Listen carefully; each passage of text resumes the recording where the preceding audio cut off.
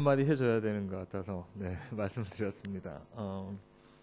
제가 아내랑 같이 말씀을 나누다가 레위기가 특별하게 좀 다가와서 목사님이 계시지 않는 동안에 함께 레위기를 나누면 어떨까라는 생각을 하고 오늘 이렇게 레위기 좀 서론을 같이 나누려고 합니다.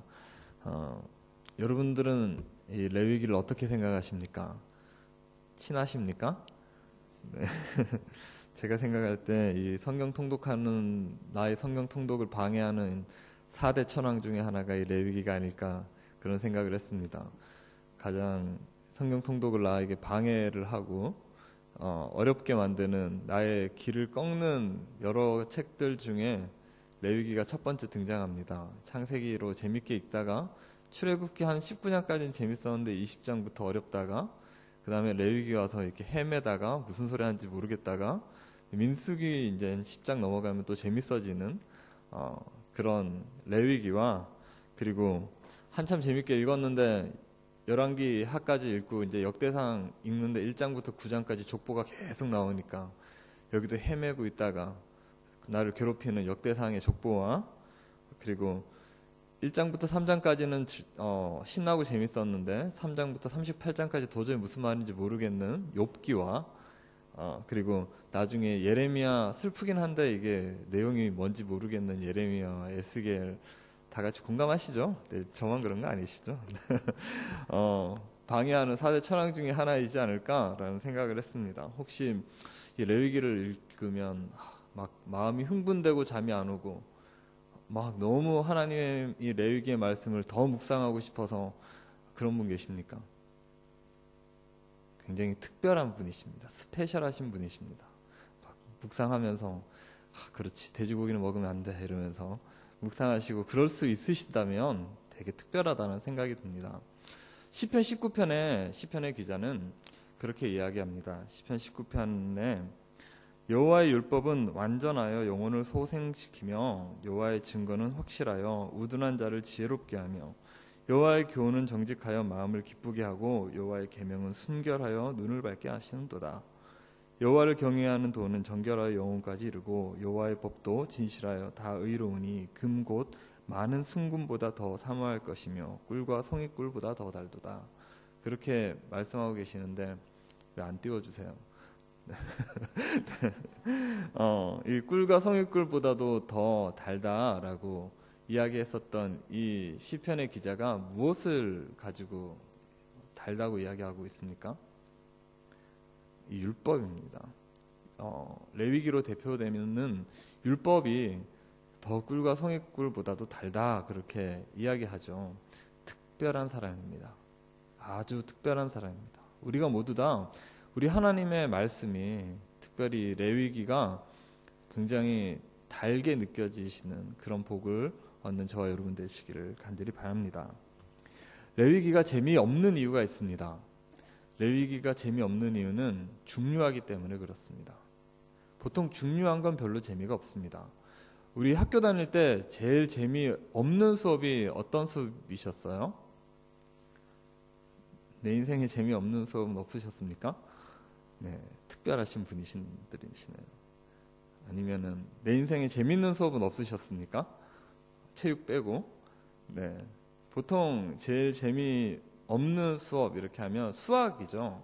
수학입니다. 수학이 공식도 굉장히 많고 그리고 외울 것들도 많고 한 문제 잡고 풀면 이 문제를 이해하는 시간도 오래 걸리고 문제를 푸는 시간도 오래 걸리고 또 막 한참 풀었는데 나중에 이걸 갖다가 어디다가 써먹어야 될지도 모르겠고 뭐 요즘 인수분해를 가지고 적응하시면서 살아가시는 분 혹시 계십니까?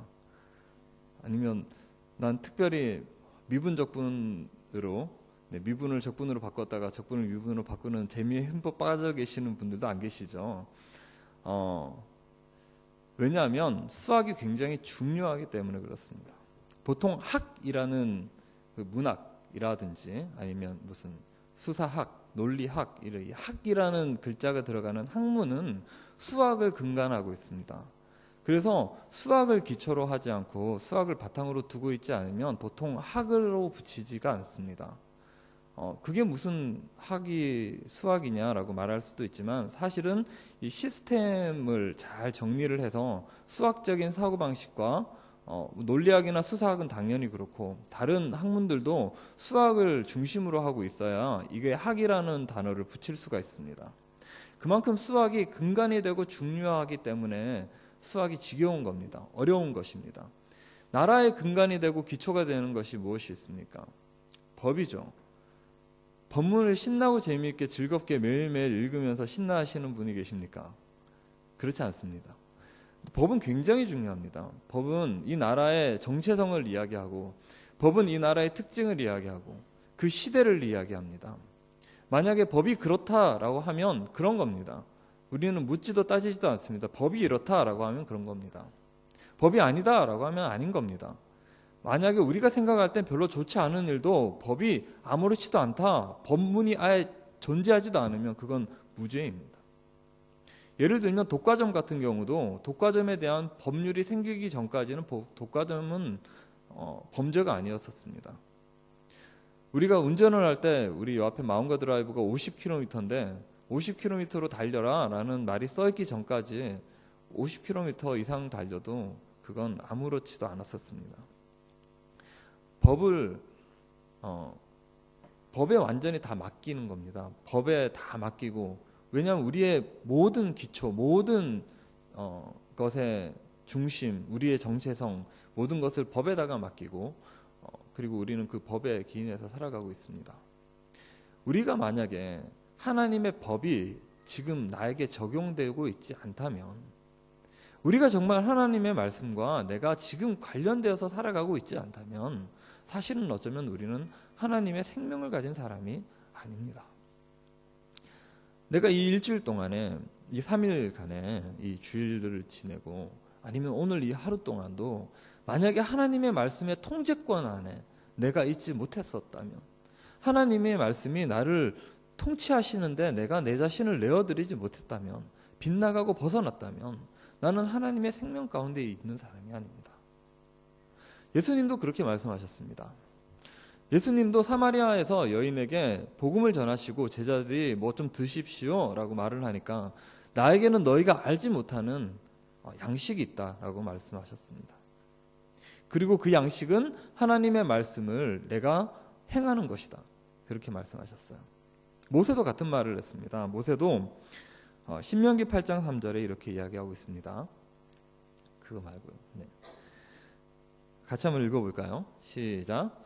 너를 낮추시며 너를 줄이게 하시며 또 너도 알지 못하며 네 조상도 알지 못하던 만나를 내게 먹이신 것은 사람이 떡으로만 사는 것이 아니요 여호와의 입에서 나오는 모든 말씀으로 사는 줄을 내가 알게 하려 하심이라. 하나님의 말씀은 생명과 관련되어 있습니다. 하나님의 말씀은 내가 지금 가장 중요하게 생각하는 밥 먹는 것보다 더 중요합니다. 하나님의 말씀을 먹는 것이 중요합니다. 밥이 나를 움직여냅니다. 밥이 나를 하루를 살아가게 합니다. 하지만 그리스도인은 밥보다도 하나님의 말씀이 나를 살아갈 수 있도록 하나님의 통제권 안에 들어와 있어야 합니다. 지금 레위기를 주신 하나님의 입장에서 지금 레위기를 받는 이스라엘 사람들의 상황이 어떤 상황입니까? 어디에서 지금 레위기를 받고 있습니까? 이 말씀을 광야에서 받고 있습니다. 시내산 밑에서 받고 있습니다. 시내산 밑에서 받고 있는 이 레위기가 이 시내산에서부터 시작해서 광야를 살아가게 합니다. 이스라엘 백성에게 광야에서 지낼 때 가장 중요한 게 뭘까요? 가장 빨리 하고 싶은 거, 빨리 도달하고 싶은 거, 빨리 이루고 싶은 거, 빨리 어디로 가야 됩니까? 가나안 땅으로 가야 합니다. 이스라엘 백성에게는 빨리 가나안 땅으로 가겠다는 목적이 있지만 하나님은 전혀 그 목적과 상관없는 목적을 가지고 계십니다. 이스라엘 백성이 일주일 만에 가나안 땅으로 들어가든지 10년 만에 가나안 땅으로 들어가든지 100년 만에 가나안 땅으로 들어가든지 하나님은 아무 상관없으시고 관심도 없으십니다. 하나님의 관심은 오로지 하나님의 말씀이 지금 이스라엘 백성들에게 적용되어져 가고 있는가, 하나님의 말씀이 이들이 순종할 만한가, 하나님의 말씀을 주었는데 이들이 하나님의 말씀으로 살아가는가, 그거 한 가지만 바라보십니다. 그리고 그 세월이 10년이건 20년이건 30년이건 40년이건 하나님은 광야에서 훈련시키시고 계십니다. 지금 내가 만약에 빨리 해야 되는 것이 하나님의 나라에 가는 것이라면 우리는 열심히 구호 같은 거 하고 험난한 일 하다가, 아니면 내 가족들 친지들 내팽겨치고 어디 시한부 종말론자들처럼 하나님만 열심히 찾으면 되겠지만, 그것이 아니라 하나님께서 바라보시기에 나의 인생에서 가장 중요한 것은 지금 이 시간 내가 하나님의 말씀의 통치 가운데, 하나님의 말씀의 통제권 가운데 있느냐 하는 것입니다. 하나님은 이런 하나님의 말씀을 가지고 살아가는 이 백성들을 만들어내시기 원합니다. 그것은 하나님의 태초부터 가지고 계시는 염원이었습니다. 하나님은 이 하나님의 말씀만을 가지고 살아가는 사람, 그들과 함께 하시기를 원하셨습니다. 그리고 하나님은 그 백성들을 부르십니다. 그리고 이 레위기는 그 부르심의 이유가 무엇인지, 그 부르심이 어떠한 부르심인지를 이야기하고 있습니다. 우리 레위기 1장 1절을 같이 한번 읽어보겠습니다. 시작. 여호와께서 회막에서 모세를 부르시고 그에게 말씀하여 이르시되, 이 구절에서 동사가 3번 나옵니다. 동사가 부르신다라는 동사와 말씀하신다라는 동사와 이 말씀하신다를 좀 더 강조한 이르신다라는 동사가 나옵니다. 우리나라 말은 다 비슷비슷하죠. 부른다, 말한다, 이르신다 다 똑같은 말인데 히브리어로는 다 다릅니다. 그리고 특별히 이 레위기에 히브리식 명칭이 있습니다. 히브리식 명칭은 그가 부르신다입니다. 그리고 그가 부르시고 라는 이름인 바이크라라는 이름을 쓰고 있습니다. 어디에 보시면 혹시 레위기 강해 들으신 분이 계시면 와이크라라고 들으신 분들도 계실 겁니다. 그것은 옛날에 쓰던 방식이고 요즘 히브리 사람들은 다 바이크라라고 부릅니다. 그래서 원래 다윗이 맞는데 요즘식으로 바꿔서 데이빗이 맞는 겁니다. 요즘식은 좀 독일 쪽의 영향을 받아서 W를 V로 발음을 합니다. 그래서 바이크라라고 하는데, 이 바이크라라는 말이 그가 부르신다라는 말입니다. 콜링이라는 말입니다. 다른 부르심하고는 다릅니다. 하나님이 왜 우리를 불러내실까요? 하나님이 우리를 부르시는 목적이 무엇일까요? 레위기는 곳곳에 읽어보시면, 레위기 좀 첫 장 시작하는 걸 중심으로 읽어보시면 이 부르신다라는 동사가 굉장히 많이 나옵니다. 여호와께서 모세를 부르시고, 여호와께서 모세에게 이르시고, 여호와께서 모세를 부르시고, 그런 말이 레위기에서는 수도 없이 나옵니다.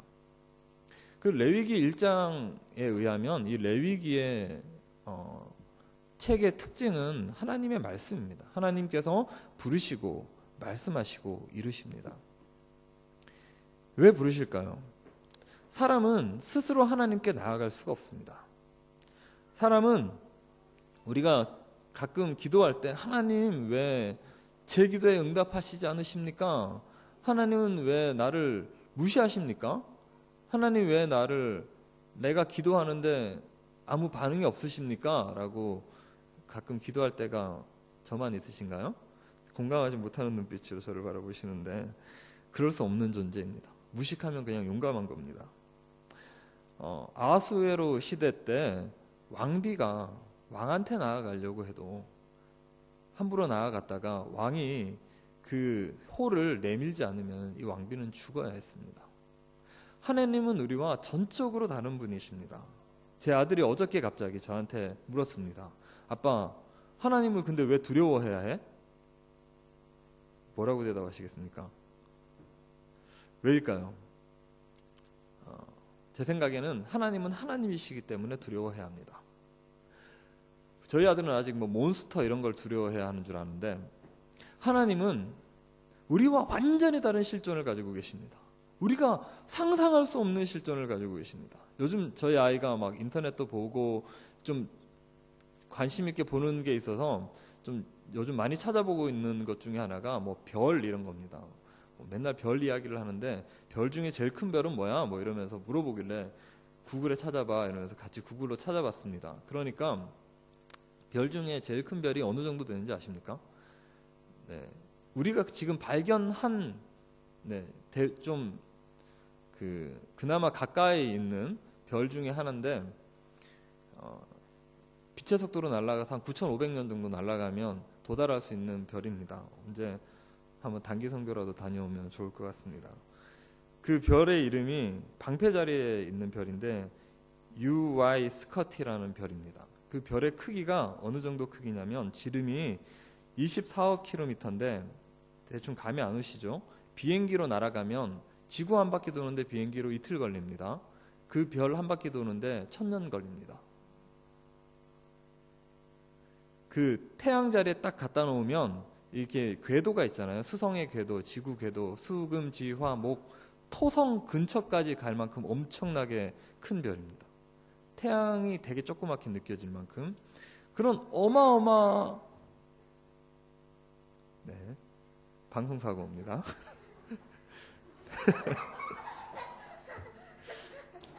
네, 죄송합니다.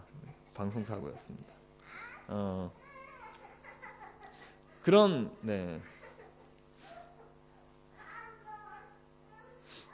별들이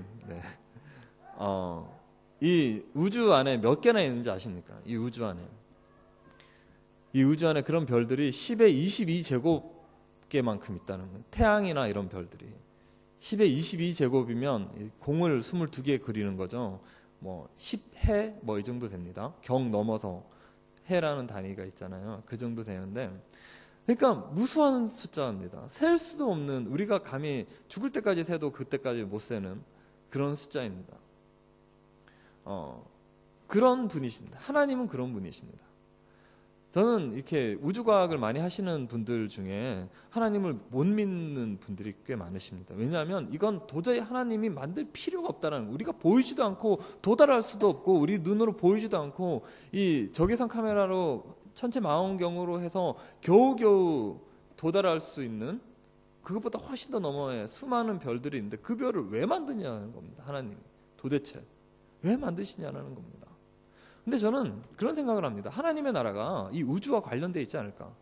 그래서 우리 주님의 교회가 창립기념일 되면은 이 UY 스커티에 가서 체육대회를 한 번씩 하면 어떨까. 하나님의 나라 가서 그런 생각을 가끔 하는데 너무 넓어서 못 찾겠죠. 한 1000년 좀 날아다니다가 어딨냐 이러면서 깃발 하나 꽂아놓고 그랬으면 좋겠습니다. 근데 이 우주를 하나님이 만드신 분이시라면 우리는 어떤 존재라는 겁니다. 우리는 하나님과 비교할 수 없는 실존을 가지고 있습니다. 도저히 이해할 수 없는 하나님입니다. 근데 그 의학을 공부하는 우리 학생들 중에서 얼마 전에 들은 이야기인데 엄마한테 그 집사님이 자기 딸이 의학 공부를 하는데 하나님이 계시지 않으면 인간의 이 몸이 도저히 이대로 만들어질 수가 없다. 이건 진화될 수 없는 몸이다. 너무너무 놀랍다. 그렇게 이야기했다고 그분이 간증하시는 걸 들었는데 그렇습니다. 하나님은 이 안으로도 너무나도 저희 집사람이 과학 이야기하면 재미없다고 빨리 끝내라고 보통 과학 이야기하면 그러는데 도저히 놀라우신 하나님을 증거하고 싶습니다. 하나님은 끝이 없으신 분이십니다. 우리가 생각하기에 상상할 수도 없는 분이십니다. 모든 별들을 창조하신 그분이 우리를 만나주신다는 건 이건 말이 안 되는 겁니다. 우리가 어떻게 하나님을 만나고 찾으러 갈 수 있습니까? 우리 주님의 부르심이 없이 우리는 만나러 갈 수가 없습니다. 하나님은 왜 이런 우리를 부르시는 것입니까? 우리 레위기 1장 1절을 다시 한번 읽어봅시다. 시작. 여호와께서 회막에서 모세를 부르시고 그에게 말씀하여 이르시되. 우리 이 부르심 전에 우리 한 가지 사건이 이 레위기에는 있었습니다. 뭐냐면은 오늘 본문의 말씀에 나온 것처럼 여호와께서 지금 어디에 계십니까? 회막에 계십니다. 여호와께서 회막에 계십니다. 이 본문 전에 출애굽기에 무슨 내용으로 이 출애굽기가 끝나냐면 성막이 회막이 만들어지는 걸로 끝납니다. 그러면 그 전까지 하나님이 어디에 계십니까? 시내산에 계십니다. 시내산에서 시내산이 있어 보입니까? 이 회막이 있어 보입니까? 텐트가 시내산입니다. 사람들이 두렵고 무서워서 하나님 근처에 가지도 못합니다. 모세한테 대신 가라고 그러잖아요.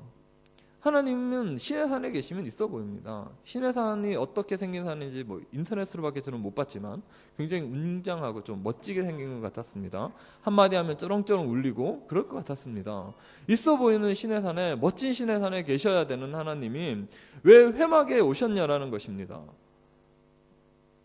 출애굽기에서 산에서 만나시던 하나님이 왜 회막까지 내려오셨을까요? 하나님은 왜 그 하나님이 온 우주를 창조하시는 그 창조자가 모든 지혜로 인간을 설계하시고 온 땅과 지구를 설계하신 그 설계자가 왜 우리 안에 계시기를 원하시겠습니까? 제가 아들이 했던 질문에 어떻게 대답했겠습니까? 하나님을 두려워한다는 것은 그 위험과 실존을 인정해야 한다는 것이다. 이렇게 제 아들한테 말을 했겠습니까? 그렇게 하지 않았습니다. 제 아들한테 고민하다가 아빠가 무섭지 가끔. 아빠가 무서우면 어떡해? 그러니까 아들이 때려부셔 이러는데 아빠가 가끔 화내지는 않아도 너를 혼내기는 하잖아. 혼낼 수는 있잖아. 그렇게 이야기하면서 그런데 네가 거짓말하지 않고 이러는 것도 왜 그런 것 같아? 아빠가 있기 때문에 그런 거잖아. 사실은 아빠는 무서운 사람이잖아. 이렇게 말도 안 되는 설명을 막 하면서 틀렸는데 속으로 그렇게 생각하면서 아들한테 그렇게밖에 설명해 줄 길이 없었습니다. 저희 아이한테는. 그게 최대한의 방법이기 때문에 그렇습니다.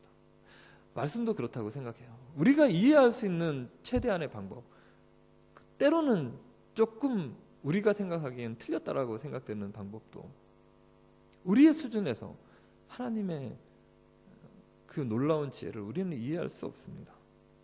하지만 하나님께서 그렇게라도 말씀해 주시고 우리와 함께 계시고자 하시는 것은 우리와 아주 작은 한 절이라도, 우리의 단 한 절이라도 놓치지 않고 나와 함께 교감하고 싶으시기 때문에 그렇습니다. 우리가 예배하고 우리가 하나님 앞에 헌신해야 한다는 것은 거창하고 큰 것이 아닙니다. 우리가 헌신해야 한다는 것은, 우리가 예배 드린다는 것은 내가 지금 하나님과 교제하고 있는 것입니다. 우리가 어떤 하나님이 일을 하기 위해서 크고 놀라운 일을 계획하거나 그럴 필요가 없습니다. 왜냐하면 하나님이 우리 안에서 선한 일들을 행하실 것이기 때문에 그렇습니다.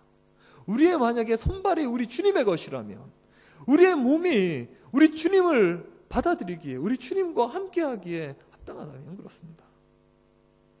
이 레위기는 바로 우리 주님이 우리와 관계하고 싶으시는 그런 책입니다. 우리가 어떻게 하나님 앞에 나아갈까? 어떻게 하나님 앞에 나아가는지 아느냐? 하나님이 좋아하는 이것으로 나아와라 하면서 하나님이 좋아하는 것이 무엇인지 아느냐? 우리 백성들에게 가르쳐주고 있는 것입니다.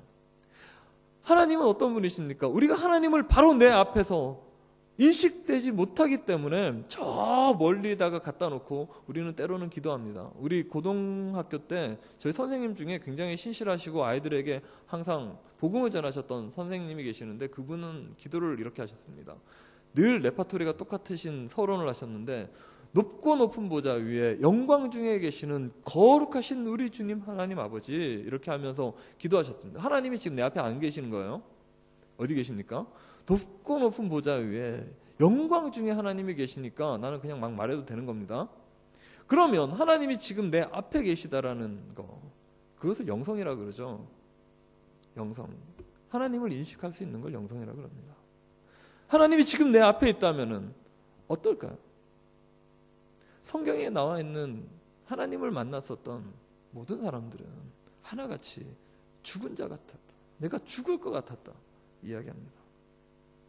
우리가 하나님 앞에 가면은 뭐 궁금했던 거 다 물어볼 것 같잖아요. 뭐 하나님 공룡이랑 코끼리랑 싸우면 누가 이겨요? 뭐 이런 거 물어볼 것 같은데 그럴 수 없다라는 겁니다.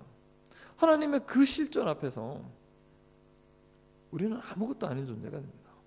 우리는 먼지와 같은 존재입니다. 그런데 이 먼지와 같은 아무것도 아닌 눈에 보이지도 않는 이 존재가 하나님의 부르심 앞에 특별해지는 것입니다. 스페셜해집니다. 하나님의 그 부르심 앞에서만 우리는 특별해집니다. 우리는 하나님과 만나고 있을 때만 특별한 존재입니다. 하나님은 그것을 위해서 하늘의 보좌를 버리셨습니다. 이 땅 가운데 내려오실 때 낮고 천한 모습으로 오신 것입니다. 하나님의 나라가 얼마나 웅장하겠습니까? 하나님의 나라가 우리가 생각하는 그림, 뭐 인터넷 찾아보면 나오는 하나님의 나라, 뭐 그림 큰 뭐 성 그려져 있고 뭐 이런 게 하나님의 나라겠습니까? 그렇지 않습니다. 그렇지만 그 하나님의 나라가, 그 크신 하나님의 나라가 낮고 초라한 모습으로 어떻게 오냐면 누가복음 13장 18절에서 19절에 예수님께서는 이렇게 말씀하셨습니다. 그러므로 예수께서 이르시되 하나님의 나라가 무엇과 같을까? 내가 무엇으로 비교할까? 마치 사람이 자기 채소밭에 갖다 심은 겨자씨 하나 같으니 자라 나무가 되어 공중에 새들이 그 가지에 깃들었느니라. 하나님의 나라가, 거대한 하나님의 나라가 성같이 이렇게 비유하지 않으셨습니다.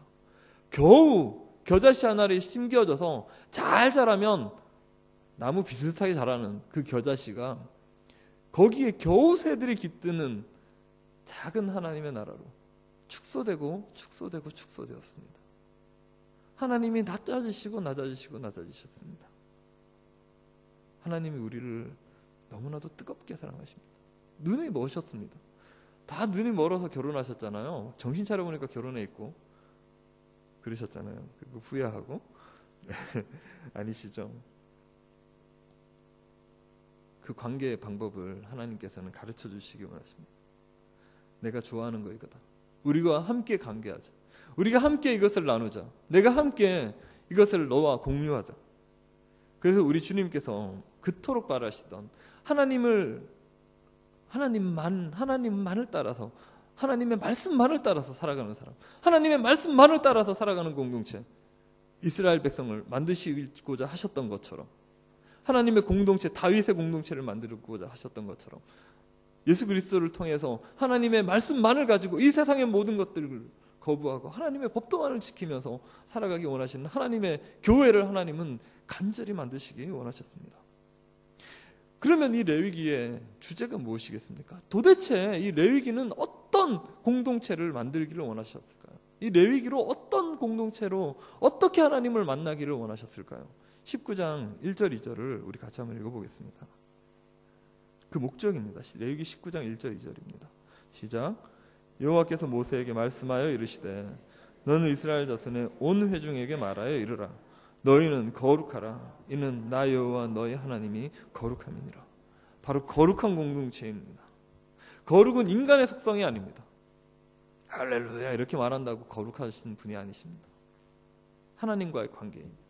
온전히 하나님이 가지고 계시는 그 속성을 우리에게 나누어 주시는 겁니다. 우리가 우리 하나님과 관계하고 있을 때, 오늘 우리는 예배자이어야 합니다.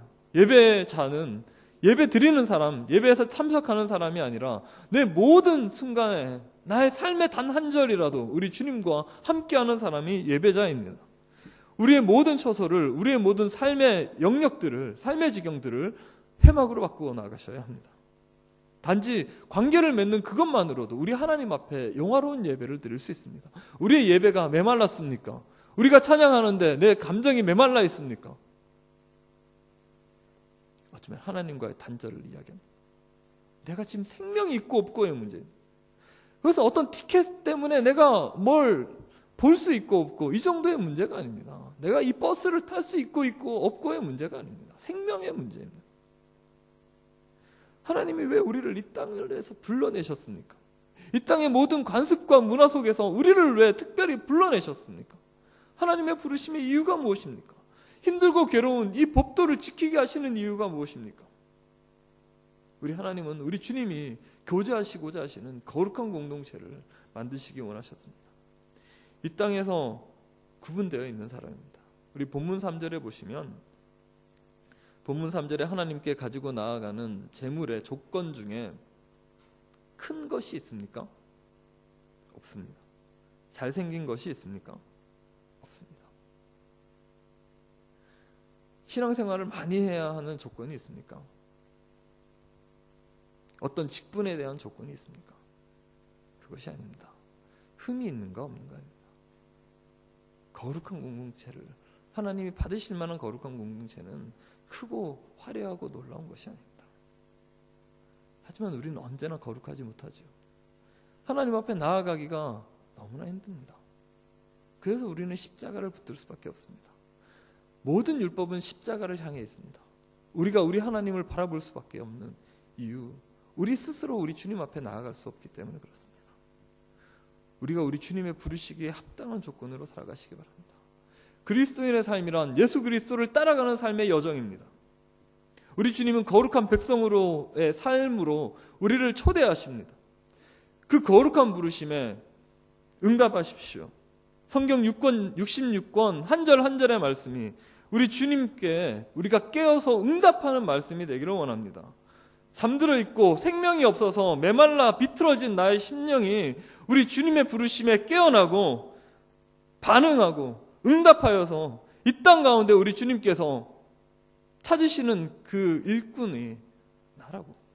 우리 주님께서 누구를 보내실까? 누구를 보낼까?